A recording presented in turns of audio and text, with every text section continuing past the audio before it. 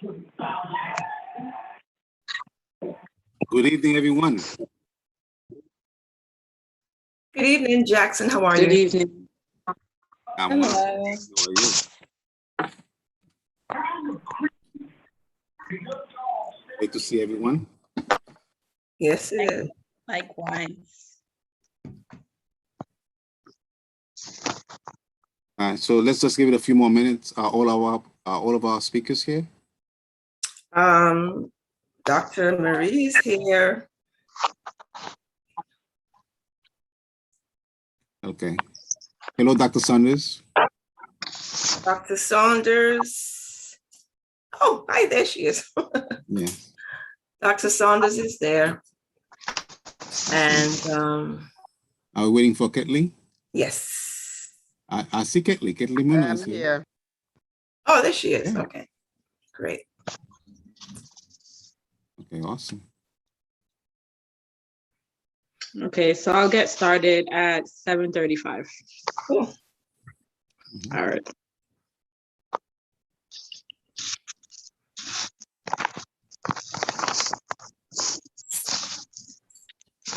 So how's everything going, guys? Another wonderful day in Brooklyn. Alive and kicking. We're alive. There you go. We're here. We're alive. We're able to talk and move our hands. Thank you, God. That's all I could say. Amen, amen. Yeah. I understand. Everything's kind of relative, right? Correct. Yeah.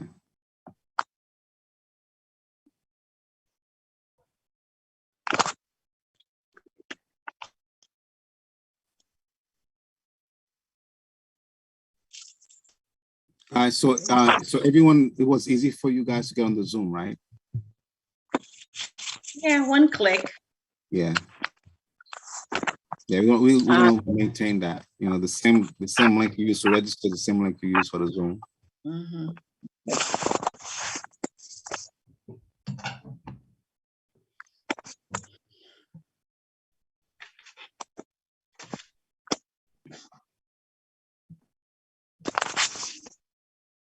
All right.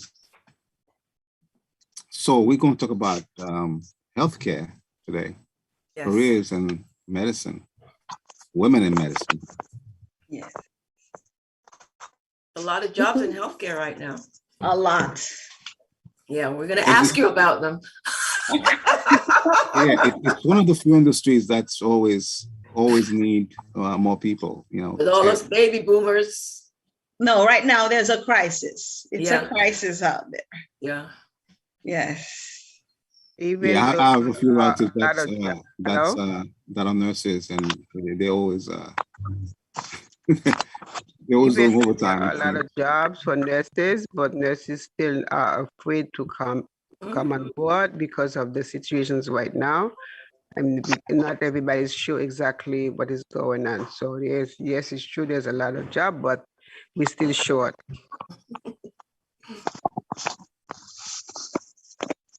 Good point. All right.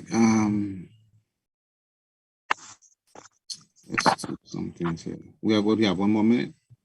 Yes. Hi, Professor.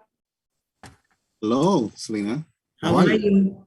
I'm good. I just got off from a long list of to-dos for the next journey. I got you. It will all be worth it at the end. Yeah. All right. So why don't we see we get started? Okay. Good evening, everyone. I pray that you all are doing well. My name is Fashara Jajut, and I'm a proud member of the HABNET committee. A little bit about myself. I'm a college graduate with my degree in psychology, and I currently work with the elderly population in assessing their needs and advocating on their behalf. I do have experience working with children and youth, And on my off days, I volunteer my time at my home church where I play the role of the general secretary. I would like to greet all the attendees, everyone that was able to make it onto this forum tonight. I pray that you all will be blessed and encouraged and inspired tonight by the panelists, this evening. I would like to introduce the co-moderator, Marcia, who will lead us in an invocation for this evening. Please take it away. Good evening. Welcome everybody to the 4th webinar that we have this year. So glad you were able to join us with this very important topic of health and women in medicine. And if we could just be silent for a second while we offer up our prayers. To the most holy and supreme spirit, we pause to thank you for another day full of blessings. Thank you for the ability to come together once again, to learn from these powerful women gathered here to share their stories and wisdom, and to learn from one another. Thank you for the abilities you have given us to make our lives and the lives of our families better and better each day. Give us a heart to share our knowledge and our blessings with others less fortunate than ourselves, especially in the holiday season. For this and all of your blessings, we say thank you. Amen. Amen. Amen. Amen. Amen. Thank you so much, Marcia. Now I would like to introduce Jackson Rockingster, who is the chairman and president of HABNET. Okay, good evening, everyone. Thank you, Fashra. I'm not the chairman, I'm the president of HABNET. So HABNET is the women entrepreneurs and executives at HABNET. So we essentially created an all-women platform at HABNET because we understood that sometimes women need to feel comfortable and they are more comfortable with each other. So this is just like HABNET, except that it's the all-women platform. So at HABNET, our mission is to support and promote entrepreneurship and underserved immigrant communities. And in order to do so, we created a whole bunch of programs, including this one, including financial literacy, business education, neighborhood development. What others? We have credit repair, which is a new one we installed. We started relatively soon. And a host of others. It's a host of other programs. We have the Young Entrepreneur Citizen program as well, which is another very good program that geared toward young people, teaching them to be civic-minded entrepreneurs. So it's only a natural progression that we'll do something just for women. So to be a member at HABNET, which is a Chamber of Commerce, it's $100 for individuals if you are self-employed, and it's $250 for business owners, and that's a year. And it's a tax-deductible business expense, by the way. I welcome you all here. We're doing these series every quarter. Normally it's on the last Tuesday of the quarter, but this month is the holiday season, so we're doing it a little bit earlier. But I will tell you right now, our next event will be March 29th, and it's going to be again on real estate. But we will stay in touch with you. I hope you enjoyed this forum because it's really informative. It's really rewarding. Okay, so let me turn the floor over to Marcia. Good evening once again. I am Marcia Melendez, proud member of HABNET. I've been a member off and on for the past 25, 30 years. I'm a real estate agent with and I have been an entrepreneur all my life. What can I tell you? All my life. This evening, we are proud to introduce our special guest, and I will start with Miss Ketley Numa. Where is she? There she is. Ketley has been a dedicated nurse for over 30 years. She was born in Port-au-Prince, Haiti, and emigrated to the US when she was a teenager. Her goal has always been to become a nurse, and her career has expanded into various areas of healthcare, which include geriatric care, hospice care, and also emergency care. She has also a lot of experience serving in the capacity of a supervisor, nurse manager, and her experience has afforded her a wide range of knowledge and insight into the growing needs of patient care. We welcome you, Ms. Ketley Kuma. Our next participant is Dr. Marie Gerling Paul. Dr. Marie is a mother of 3 girls.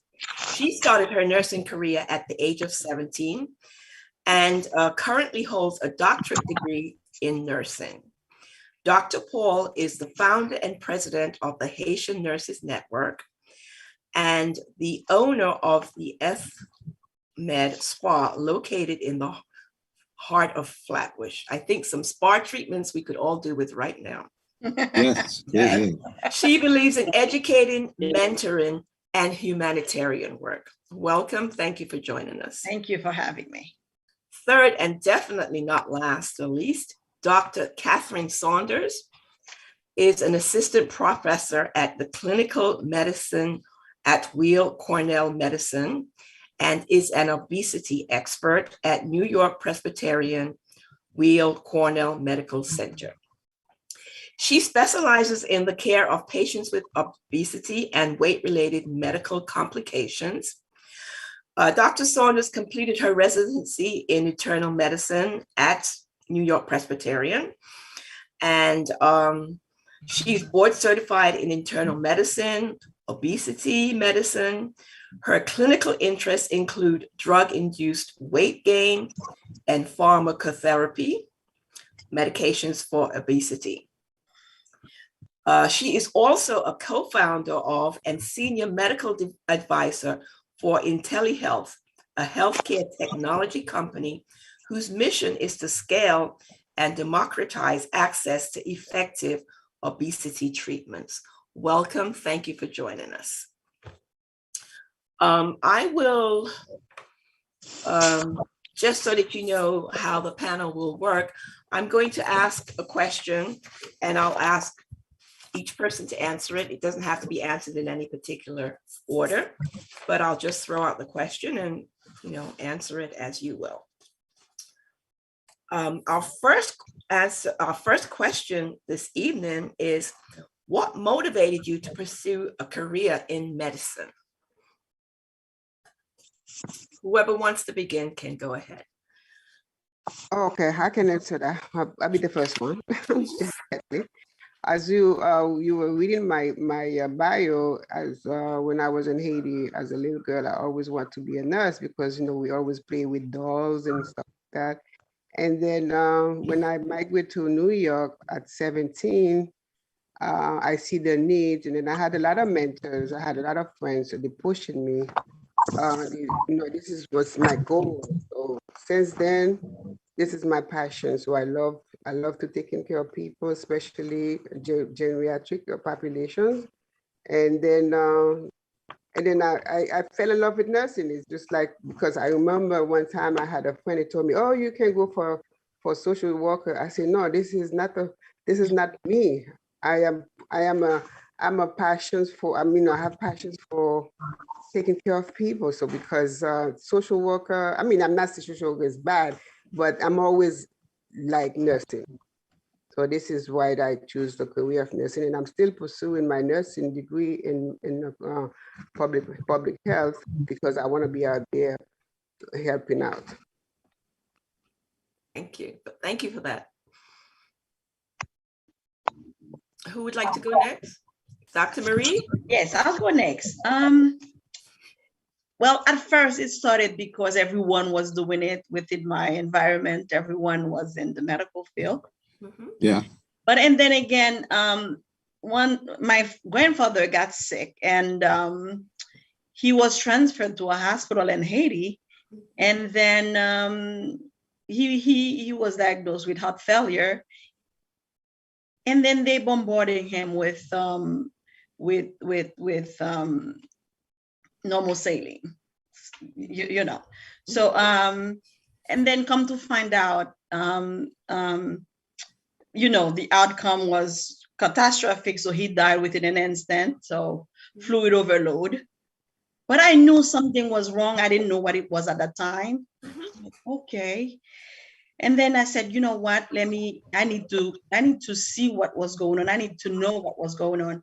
And then it keeps me to pursue and keep going and going and going. Yes, it was because of my grandpa that it happened so suddenly, and I needed to find out the reason. So now I can really dissect the reason why it happened. It's because, number one, that's not how you treat someone with, you know what I mean? So it really, that was the spur of my moment to really pursue this, to be where I am today.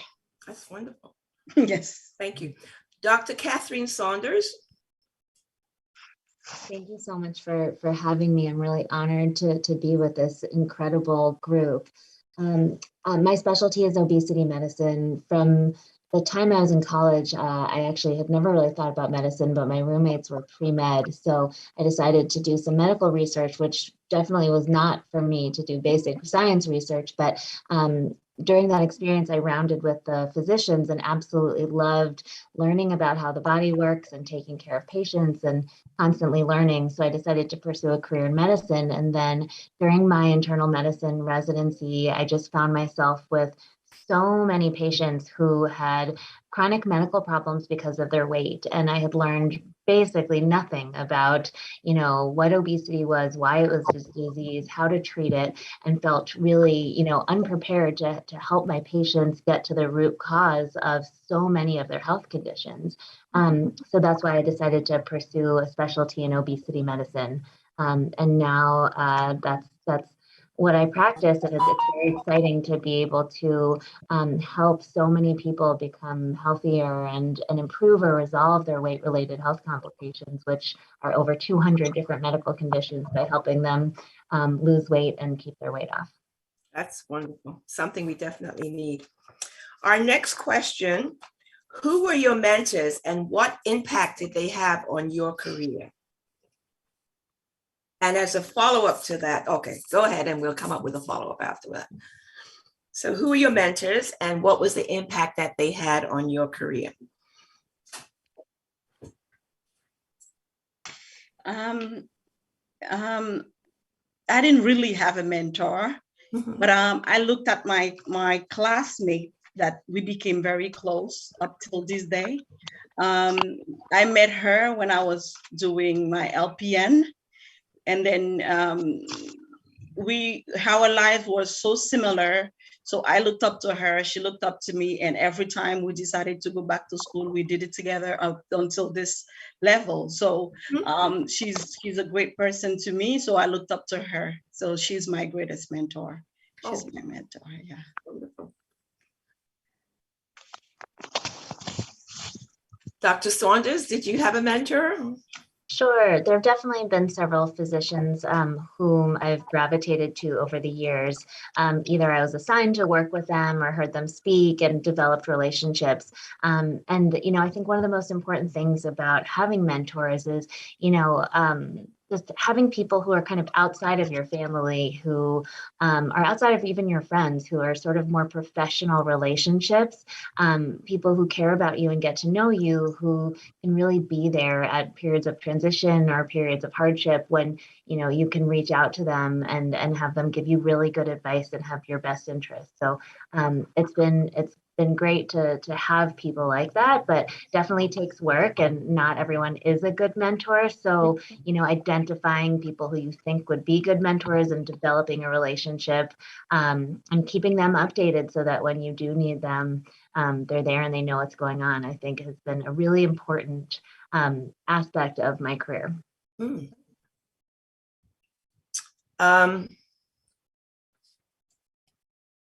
Ms. Ketley?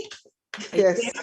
Would you like to? I have one, when I was at Farmingdale College, they had a program for LPN to RN, because at that time I was an LPN. Just Stedman, I never forget her, but she took me under her wings because she saw the potential of me. And then some days, you know, I get so discouraged.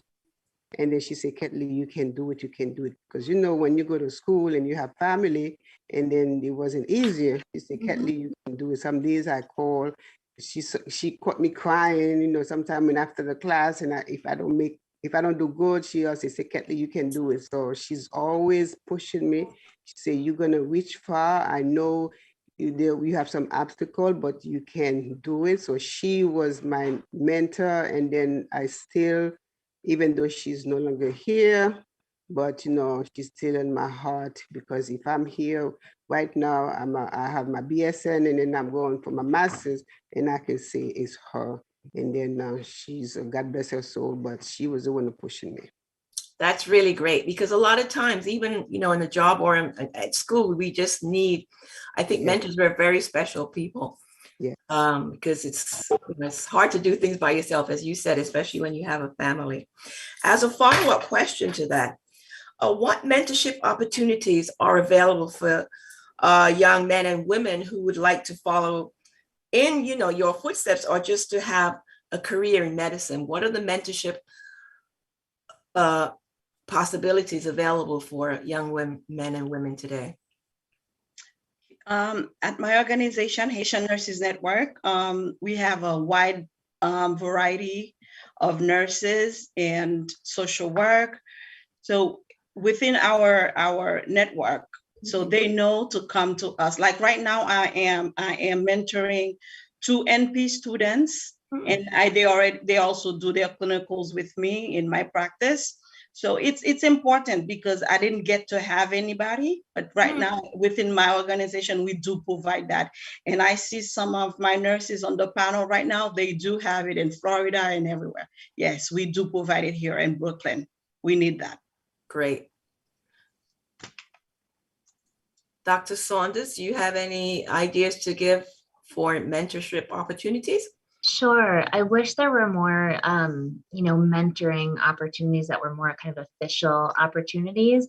I would say that if you're interested in medicine and know the field of medicine, if there's societies around that field of medicine, signing up to join a society, going to a meeting, networking with people and making connections, and then really just talking to as many people as possible and looking for opportunities to kind of shadow to see, how people work in their offices or, in the hospital, to just kind of get a sense for what they're doing, has been a good opportunity for me, or just, really kind of looking out for people and kind of finding your own mentoring opportunities. Some hospitals have volunteer opportunities, even if they don't have specific mentoring opportunities. So that can absolutely, be a place to start, to just kind of, get your feet wet and to, get into an institution and start meeting people. That's a great point, because as you said, volunteerism is a great way, especially if you're in a hospital and you're moving from department to department, to get an overview of all the different fields that you could get involved in. So that volunteering is a good idea also. There is a notion that women must work twice as hard to succeed. Do you find this to be true? What has been your experience in this matter?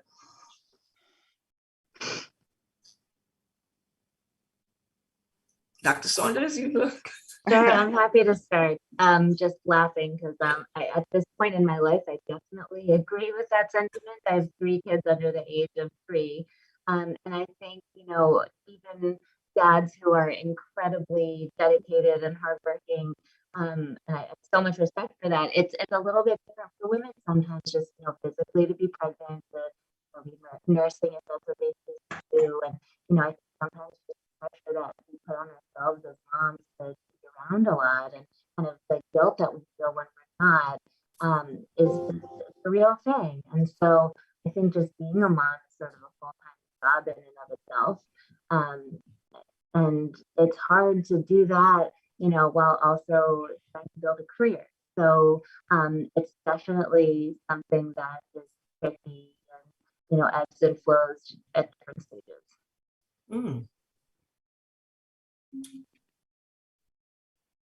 Well, I can answer to that because I don't know if you can call that working hard because I love to work. I always have 2, 3 jobs, just like I cut down now. So I don't know if you can call that as a working hard woman, but this is my passion. This is what I love. So it's I don't know if anybody has any other experience, but I'm always have. It's just now I'm reaching to an age now where I have to slow down. Mhm. Well, But- let me piggyback on that. Yes, it is sometimes harder because sometimes women are your most challengers. So they do challenge you in your decision making, especially within your position in the organization. And men, on the other hand, sometimes they do have difficulty taking orders from a female. Mm. So sometimes you are forced to show your authority, so which have no meaning sometimes. Sometimes you don't need to do that, but sometimes you are forced to do that. So yeah, it is a challenge. Yeah, I can definitely sympathize with that. As a woman business owner for over 35 years, that was one of my big challenges that, especially because if women are nice or polite, they think you're a pushover. So sometimes you have to act the way you don't really want to act, but right. just to prove that. Yes. That was the worst. That was the worst. So moving right along in the same theme, what does work-life balance mean for you? As a woman with a career, very large career, responsible career, and still having a family that we're responsible for, how do you manage to navigate the both aspects? You just have to make time for your family, regardless of how many jobs you have or what's going on in your career. Your family must have a place at the table. You have to make times. I always make times to travel with my children, eat on the table with my children, because on the other hand, once you lose, you lose. There's no winning on this. So you need to really make times for your family. Otherwise, there's gonna be consequences for that. Like Marie said, even though you have 2, 3 jobs, but you still have to make time for your children because time management. I'm very good at that because I know if I have to go to a certain place, they have to be going to their homeworks because we believe in that very strongly.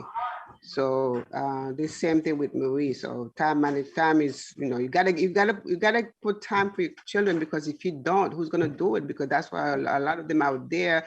And then if you depend on your neighbor or your mother or you're gonna lose them. So that was very important to me. The time for them. So I always make time for them, even though I go to work, but I always make time for them. Dr. Saunders? I think that balance is sort of a tricky concept. It's something that we're all striving for, and it comes and goes, and it's just sort of how you define it. It's hard to find balance every day, but maybe out of a month you can have 1 week where you do have balance, and things change over time. For me personally, I think the pandemic has been an extremely challenging time for many reasons. Balance kids and career and life changes because of the pandemic has been very hard. So I personally have reached breaking points where I said I can't keep working so much every night and every weekend, and I was just working way too hard, and got to the point a couple of times where I just had to sort of sit down and write out everything I was doing and figure out what I could say no to, and what I absolutely had to do and what I enjoyed doing. And if there were things outside what I had to do or enjoyed doing that I could say no, figuring out how to say no and sort of, restructuring. So I think it's, for all of us who are extremely hardworking and motivated people, we tend to take on more than we can sometimes. And I think saying no is really hard. So, literally scheduling sessions or doing sessions with yourself where you reflect and figure out how to prioritize things is really, really important. That's a key point. Learning to say no. That's the hardest thing for us because we always want to say yes. Women tend to yes without thinking about ourselves. So I think learning to say no is a valuable trait. valuable skill to learn. Have you had any barriers, including but not limited to prejudices, stereotypes, preconceptions, or a lack of support as you progressed in your career ladder? What are some of the obstacles that you have faced? At first, when I was in college, my initial major was tourism and hospitality. So when, yeah, so when I wanted to change into nursing, when I went to the chairperson, he told me point blank, I will be waiting for you to come back because not too many of you will make it. Ooh. He told me that straight up to my face. I'm not gonna name the institution. Mhm. And then now when you are in the career, you face with your superior, your director of nursing, who's not giving you times off for work or to study. And they tell you point blank, you're gonna get fired. So those are obstacles. Definitely. So now you had to choose which one you prefer, whether it's your career or continue with your education. Yeah, you will be put on hot spot, moving along with your career. It was not an easy thing to do. It was not easy. But it made you tougher, right? Yes, definitely. Dr. Saunders? Sure. I got to a point in my career where I didn't think it made sense for me to be working full time in my medical practice because of my family and because of starting up our company. And it was a hard decision and not necessarily popular with, hospital administration for a variety of reasons. They want, physicians to be working full time. So that was a tricky transition and a difficult time. And even still, the fact that I'm working part-time and doing other things, a lot of people judge that, and there are always going to be people who judge decisions that you make and what you're doing. And I think it's been hard to, not care about what other people think and just sort of have the confidence to do what's best for me and not worry about that and just be confident with my decisions and do what I need to do. So true. How important is organizational culture in the general work environment? And of course, we're talking about your work environment, the medical field. So how important do you think organizational culture is in the functioning of your work environment?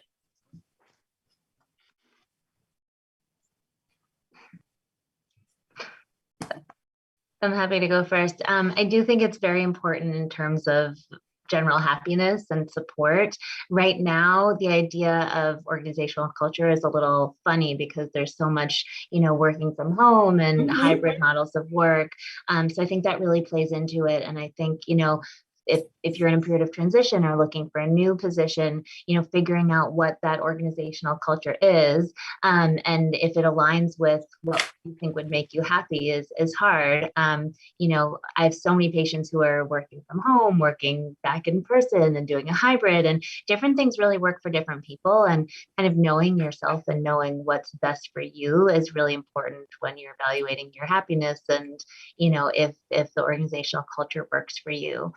I also do think it's really hard in periods of transition, kind of assessing what organizational culture is like, because if you ask people, you're not necessarily gonna, get the whole story. So it's something that's hard, but, trying to ask the right questions, spending time to figure out what's going on, and figure out if something's a good match or making a change if something isn't a good match is important. Dr. Marie? Yes, the doctor couldn't said it any better. Yes, it is true. You need to do your evaluation to make sure this is someplace you want to work, because I have seen where people come in just for the orientation and they go for lunch and they never return. So yes, I have seen it all. So I guess, yes, so you need to do your homework before you even set foot in an institution that's not aligned with your own. Yes. I agree with her totally. Yes. And now we have to change within this dynamic, like she said, online learning, online schooling, online work. So this is a new readjustment that's going to be for everyone across the board. And then it's going to take a while. I agree with Dr. Paul and then Dr. Sanders. It's going to take a while. We all have the same problems. Thank you for that, Ms. Numa. What career advice would you give to young women who want to follow in your footsteps?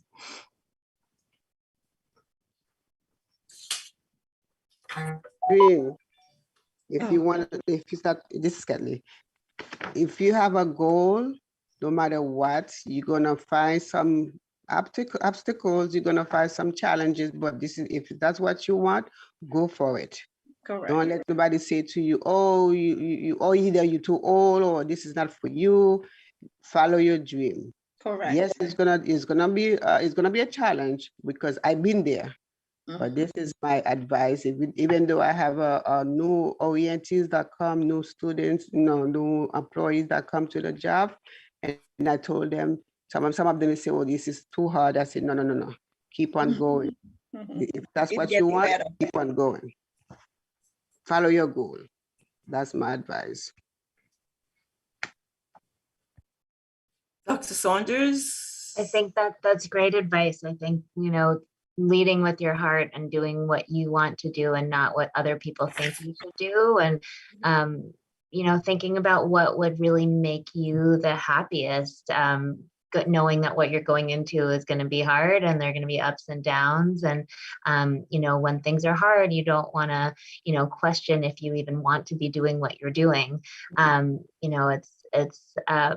You have to just go with your gut and, do what you're really passionate about. My other career advice would be about, starting a family. I think that there's a notion for women that, there's going to be a better time or things are going to settle down. And I feel like I've seen so many friends and patients who, wait to start a family or grow a family, and then things don't settle down and there never is a perfect time. So just acknowledging that there's never a good time and you just make it work. True. Ms. Zuma, Dr. Marie? Yes, you just need to follow your dream, whatever your heart desire, you block all because you're gonna get them. You're gonna get them. They're gonna say, "Oh, you sure you can do this?" Like I just mentioned earlier, this doctor told me straight to my face that I will be waiting for you. Your application is on my table because I know it's gonna be hard for you to even imagine what you're saying. So you're gonna get all of the above. People who's gonna tell you crazy because I have come across them, or you dreaming, you're a dreamer. Keep going, and keep focusing. That's all. Thank you for that. I just wanted to remind you, question and answer session is coming up after our next question. If you do have any, please put them in the chat. Our final question for this evening is, how has COVID impacted you, your practice, and your patients? And what trends do you foresee in the healthcare sector as it relates to COVID and in general? Change is coming. The entire world will be changing within the next 5 years. We don't even know what to make of what the changes are, because a lot of stores are closing, everything is online. Everything is Zoom like we are doing right now. So it is changing. So with COVID, it forces me to really grow, really. Yes, because we saw the worst, we didn't know what to do. So now we are learning to live with it. So yes, we are growing as a nation and as the entire world is supposed to adapt right now. So this is what we are doing. We're adapting. We are waiting to see what's coming. Well, it did impact my practice. It forces me to open the med spa that I'm running right now, because I was getting so many phone calls from friends and family of friends that didn't know where their doctor was at the time. and hospital was rejecting people, as we know, or people were afraid to go. So right now we do some intervention. I initiated that within my practice. We do some intervention where the people don't need to go to the emergency room. We do certain things right then and there at the office. So like I said, I've learned to grow. I'm growing with the COVID. Okay. I think Dr. Saunders? that's absolutely right. I mean, there's so much uncertainty right now. We literally don't know what next week is going to look like. So I think kind of learning to go with the flow and change things as needed, and, you know, learning to cope with uncertainty is really hard. I've seen, you know, so much depression, so much anxiety among my patients, and it's understandable. There was a question in the chat about, you know, sort of self-care and all of that. I think, you know, different things work for different people, but just sort of acknowledging that this is a really hard time, and, you know, figuring out outlets or support or friends, or, you know, what you need to be okay, and not being afraid to ask for help if you need help. I think in terms of my medical practice with obesity medicine, we basically went from 100% in person to 100% telemedicine overnight. And it's actually worked out very, very, very well for our field of medicine. And now it's kind of here to stay. And I think for many different areas of medicine, telehealth and telemedicine are here to stay. And that's actually kind of one of the good things that's come out of this, weirdly. And so that's something that's been exciting. We're still figuring out all the regulations about, you know, which states we can practice in, and, you know, what the coverage will be like. So there are a lot of learning pains, but I think that this ultimately will be great. You know, our mission with our company is to really scale and democratize access to what we're doing. And, you know, to be able to access people in really remote areas, or people who, you know, have a hard time getting to us for many different reasons. It's been really, really exciting to have a larger reach. And I think just our field of obesity and weight management in general, there's more of a focus, you know, one, because of worse outcomes with COVID for people who have overweight or obesity, and two, you know, just because the pandemic itself has, you know, increased everybody's weight. And so it's been more of a priority. So, you know, just talking about self-care, trying to exercise more, eat better, take care of yourself, knowing that we're all prone to this being a very unhealthy period of time. Ms. Numa? Oh, hi, sorry. I can say from the beginning, I praise God every day, because I used to work night shift. And then I'll be honest with you, I wasn't afraid, because my colleagues always say, Numa, how come you always come? Because we used to have like 5, 6 code death every second. Wow. So, and then I wasn't afraid. Every time they start the code, sometimes I'm in a room with the patients, and the patients are the code, and then it's just like the bodies one after another. And then I wasn't afraid. I wasn't scared. It's only one thing that was impact on me, because I want, when I'm coming home, because, you know, a lot of people they don't want to go to a hotel, they stay because they don't want to bring the COVID home. But I came home. I came home. Even my family, my friends out there, they calling me, they were afraid for me. I wasn't. I said, maybe God was with me. So it was bad. But Yes. like Marie said, we don't know what's happening, you know, what's going on, but from the beginning, the technology wasn't there. But right now it's a little bit better, because we have the vaccine. We have more technology going, more research, but it's we just have to pray God, because I don't know what else to say. Because when we think we finish with it, is another variant coming. So we just have to put everything in God's hand. But I have to say, thank God every day. I'm still standing, and I'm still there, taking care of them. Wonderful, wonderful. Yeah, you ladies were really on the front line. Our hearts go out to you still, you know, really. Before we move into the question and answer session, I noticed that Dr. Marie put her phone number in the chat. I know you also have a Medispa, Dr. Marie, if you'd like to put that number in case anybody wants to contact you. Okay. And Dr. Saunders, if you'd like anybody to follow up with you in your practice, I mean, that's a very necessary field. Would you please put your contact information in the chat also? And I'm going to invite Fashara to moderate our question and answer session. Thank you so much, Marcia. I greatly appreciate it. We will take questions from the audience. And the first one, Dr. Sanders touched on this a little bit, and it is, the past year and a half has been extremely stressful. What is your advice for self-care and mental health during these stressful times?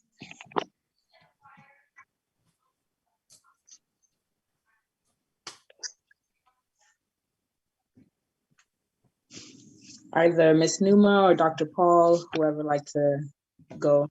I wasn't paying attention. What was the question? I apologize.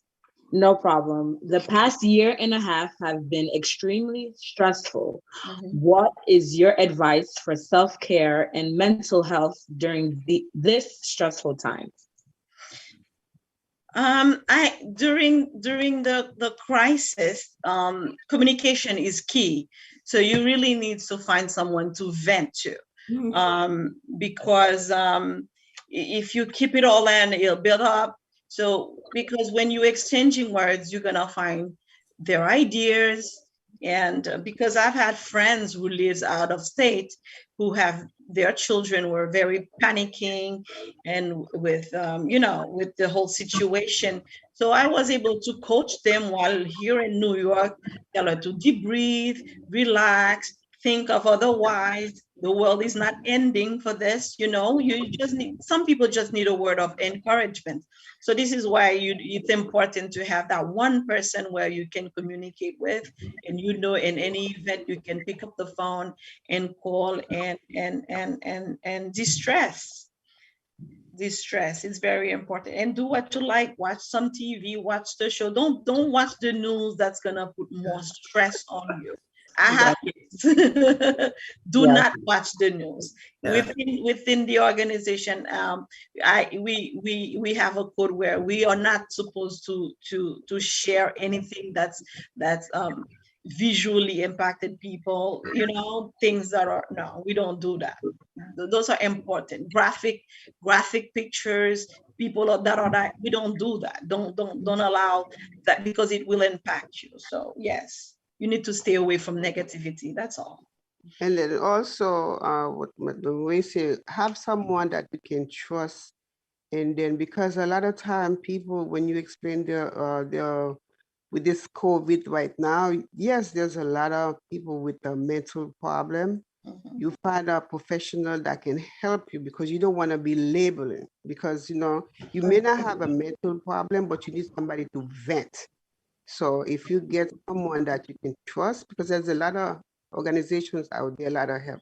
So you go and then you Google it and then find them, and then you explain it. Because usually I have a friend right now. She's she's a nurse, but because of the COVID, she stopped practicing because she's have some kind of phobia. So every time she goes, they label her, she have a mental problem. No, it's not a mental problem. She needs some help. And then some of the doctors, don't get me wrong, doc, they will quickly put you on medications.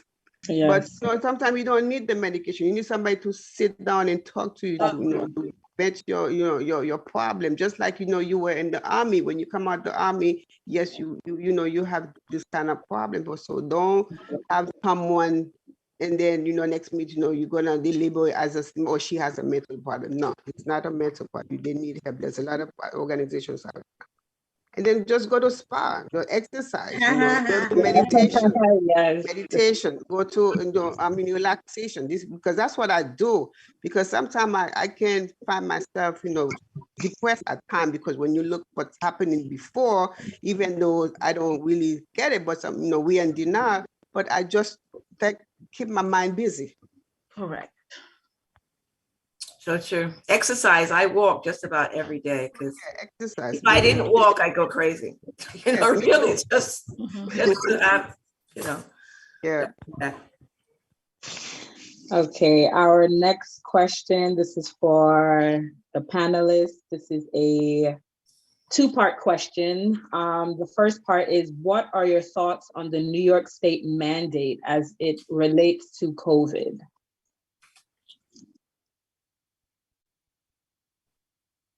That's a very sensitive subject. Yeah, that's a sensitive show, yes. Because as healthcare providers, we cannot go against science. Right. Because if science is proven, it is what we go by. But I still feel that some choices should have been left to the healthcare worker, especially because they were there during the time when we didn't know what it was. So they were there. So I feel like it's a slap on the face because no choices are given. I feel like some choices should have been given. And then again, we cannot go against science. So Okay. I'm in both angles. Fair enough. Fair enough. Dr. Sanders? I agree. I think it's very controversial. I also do believe in science and was very excited to get vaccinated myself, but different people have different feelings about it. And, I understand the impetus to protect, employees. But it's hard. It's hard. There's no easy answer here. Okay.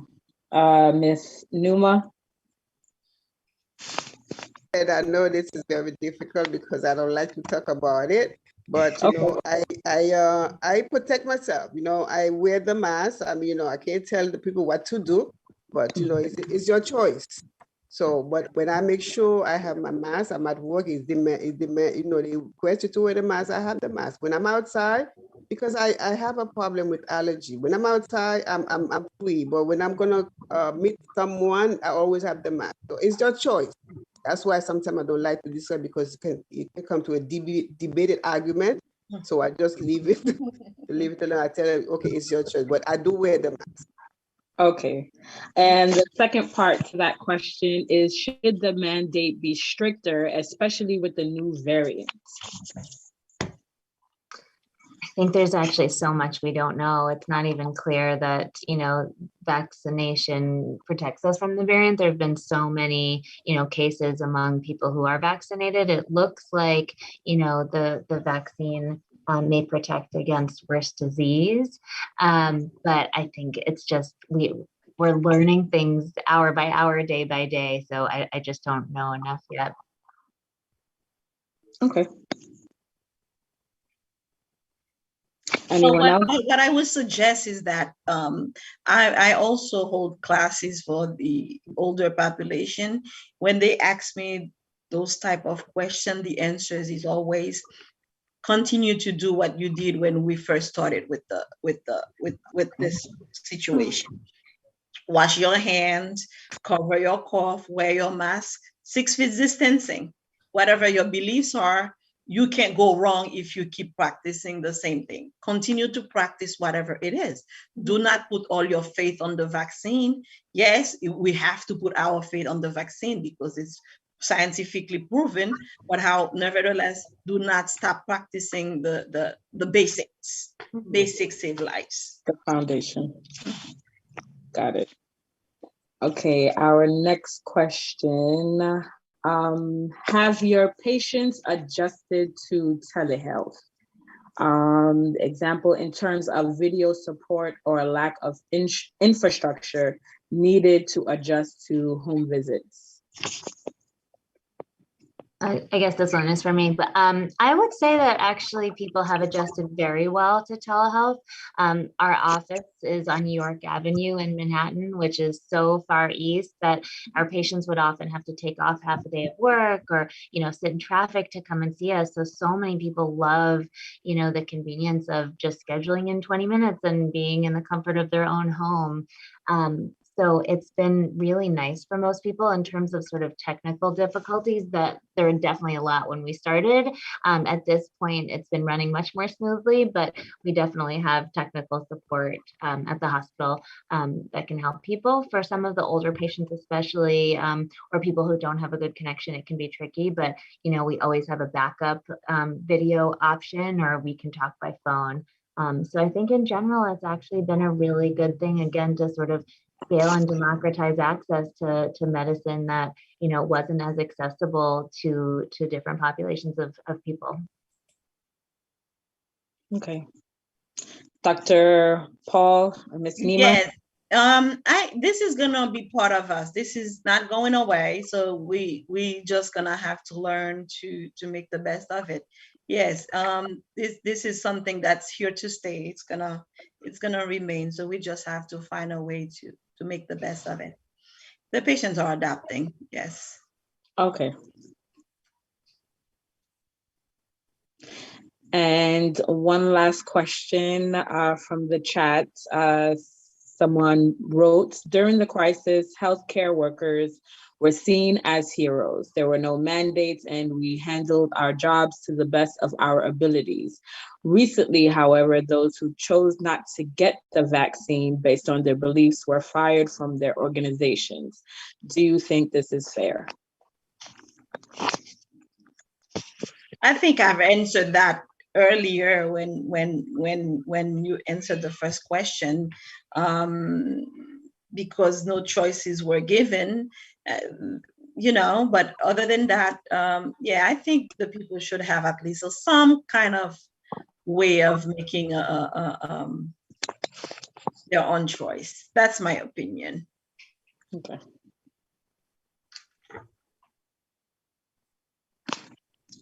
Anyone else? I think this is such a hard question, and there's no easy answer, and it's very controversial.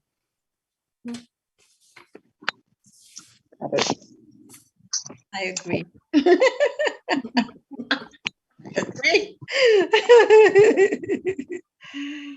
So thank you to the panelists for answering Q&As this evening. I will now hand it over to Jackson Rockingster for the closing remarks.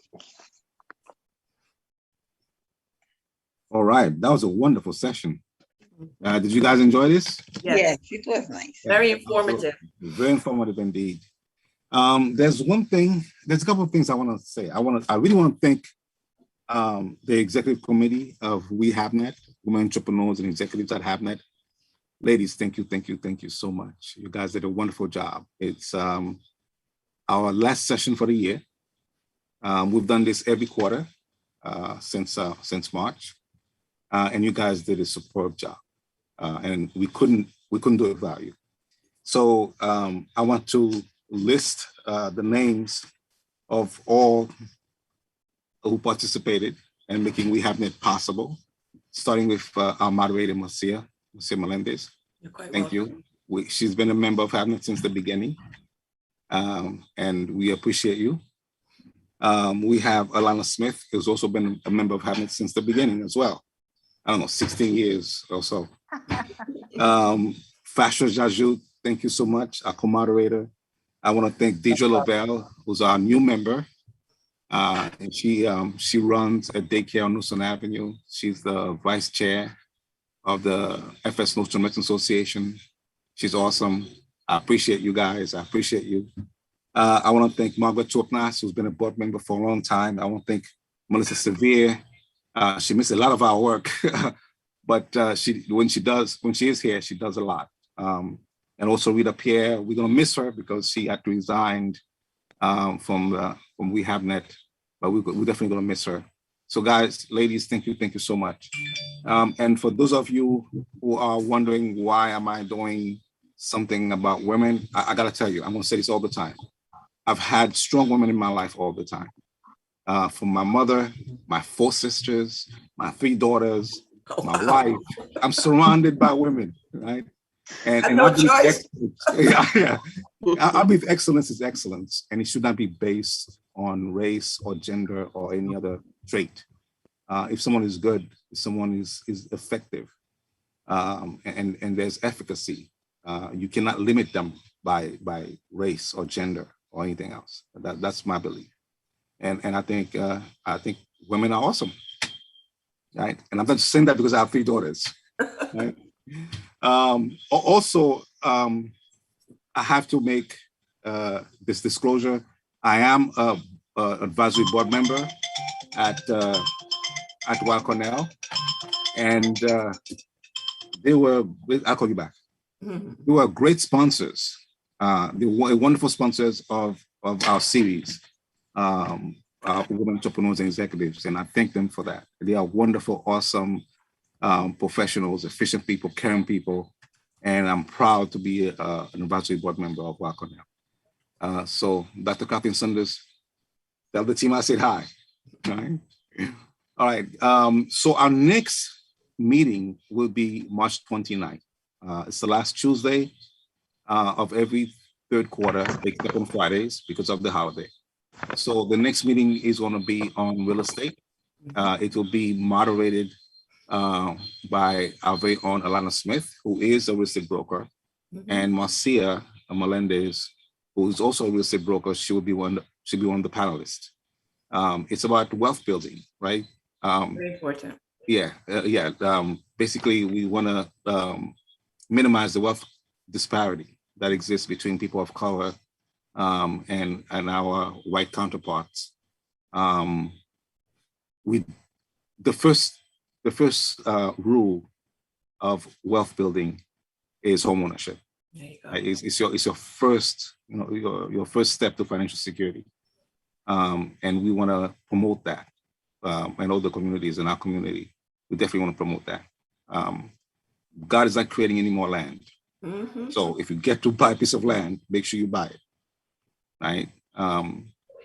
So that's going to be our first panel, our first forum for next year in 2022.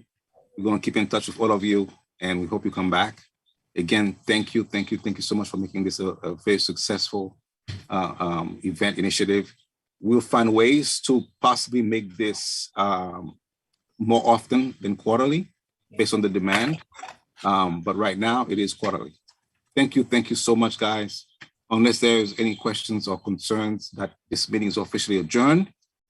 I wish all of you a happy holidays. Same to you. Very safe. Yes. Thank you for having us. Happy holidays. Thank Thank you so much, guys. Thank you. And I'm gonna touch base with you about the mentorship, because we need a whole bunch of people who need mentors. We have a whole bunch of people who need mentorship. Sure. Yeah. All right. Thank you so much, guys. Bye-bye. Thank you. All right. Bye-bye. Have a good night. Blessings, Bye. everyone. Bye-bye.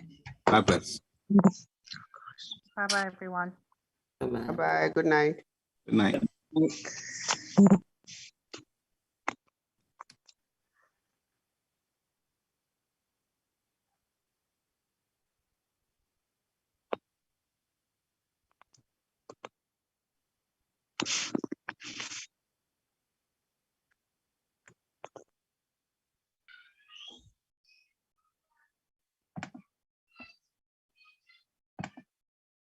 Oui, Numa. Oui, chérie. How did I do?